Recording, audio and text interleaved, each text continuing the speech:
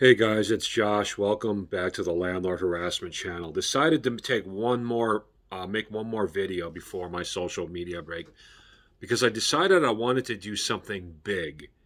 Now, I've already done something big by making a public challenge to Magistrate Kimberly Vossor, asking her why she violated a bunch of Iowa laws during my eviction hearing. But today, what I wanted to do is I wanted to do something I haven't done, something that I'm going to do again. I'm going to post this exact same video again a month or two down the line.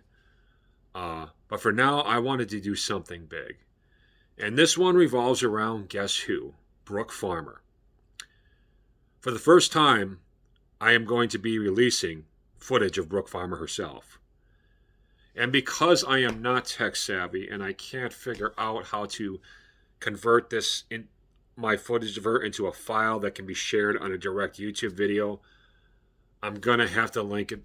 I'm gonna have to link the Google Drive link below. So sorry about that, but the good news is you're gonna get to see it. Okay, so I'm gonna set this video up for you so you guys know what's going on, and maybe you'll get a taste of what I went through during the year that Brooke Farmer was running things at Haverkamp Properties. Okay, so this was the very first time Brooke had tried to bully me. Um, and I cut her off at the past. What had happened before this, and I'll explain this in other videos, but I'll give you the short version here. I had been complaining to Brooke about noise from upstairs, people letting children run around. And I mean, these are older children, like 10 and 12, and all day long, and sometimes all night. And Brooke had been essentially blowing off my complaints, and finally she just messaged me and said, "You know what? I'm not going to do anything about this."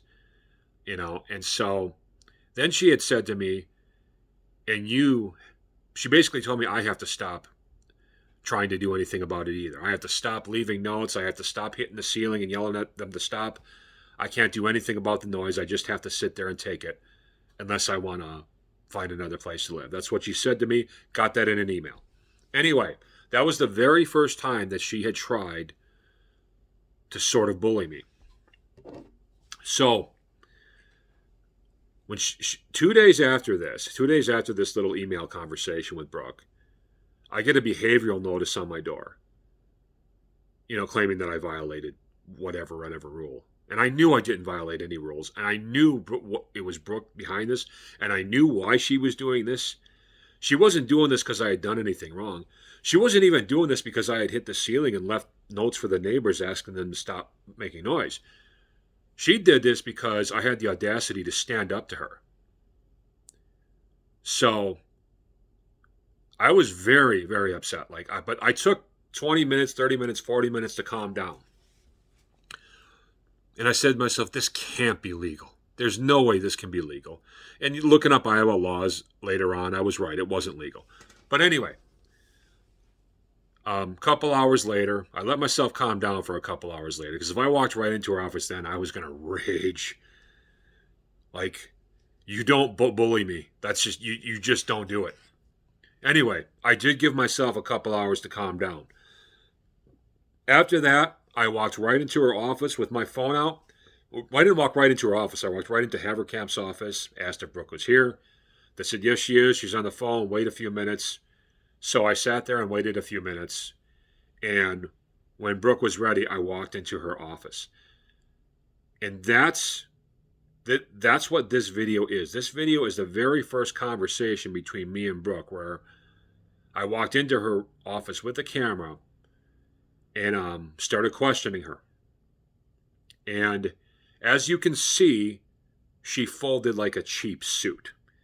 Now, you're going to hear her say a lot of things in the conversation, like, oh, we're really trying to find out who it is and who's making the noise. Really? This is why you were trying to shut me up and trying to bully me into silence?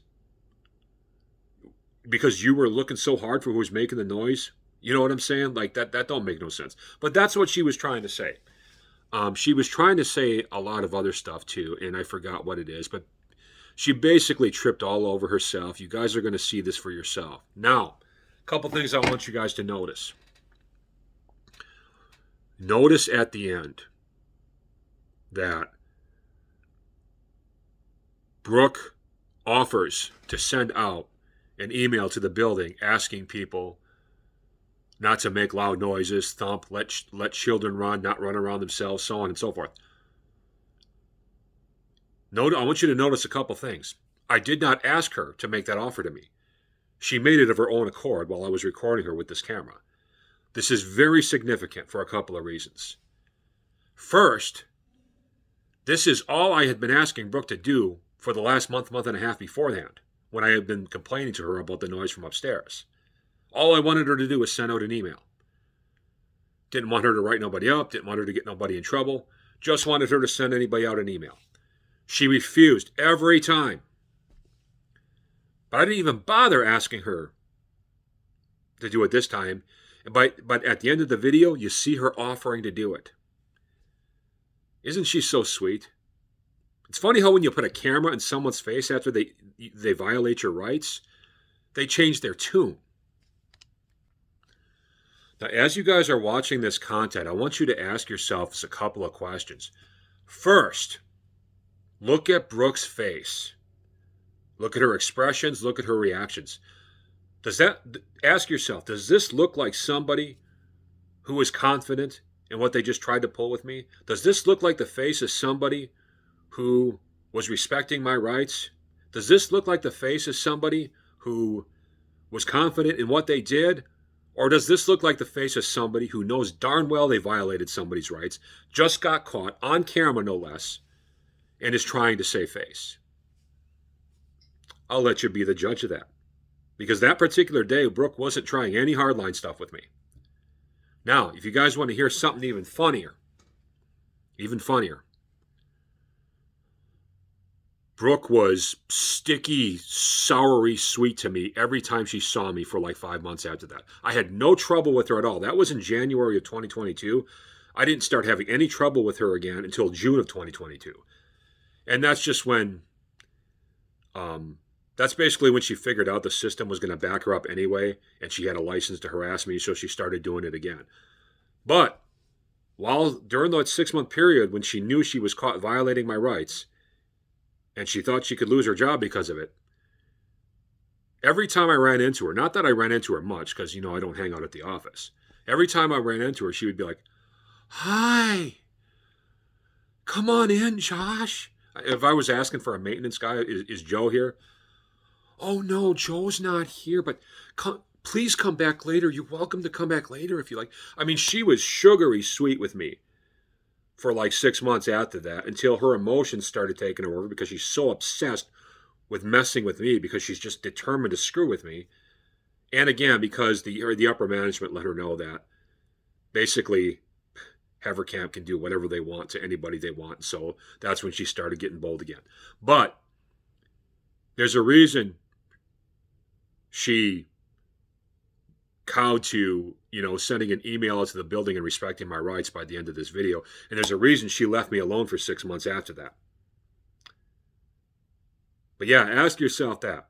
Why would she offer to do something at the end of this video that she had refused to do in the 2 months before? And again, does this look like the face of somebody who's confident in what they did? Or does this look like the face of somebody? Read her face. Hear her tone of voice. Or does she sound like somebody who knows she's violated somebody's rights based on her personal dislike of that person, and she got caught doing it because she did not expect me to walk into her office with a camera and bust her out? Now, everybody gets nervous when they're on the phone, when they got a camera in their face. But this was beyond that. I mean, Brooke was pale ghostly. She knew she had been caught. But anyway, this is the first time I'm releasing footage of Brooke Farmer, and here you guys go. Link below. Oh, it starts at 5 minutes and 12, just after 5 minutes and I believe 20 seconds. So skip to the 5:20 part, and after 5:20, that's the conversation. So it's just so you don't have to watch the first 5 minutes of me just sitting there. I don't want you guys to have to do that. But watch the video, and you guys let me know.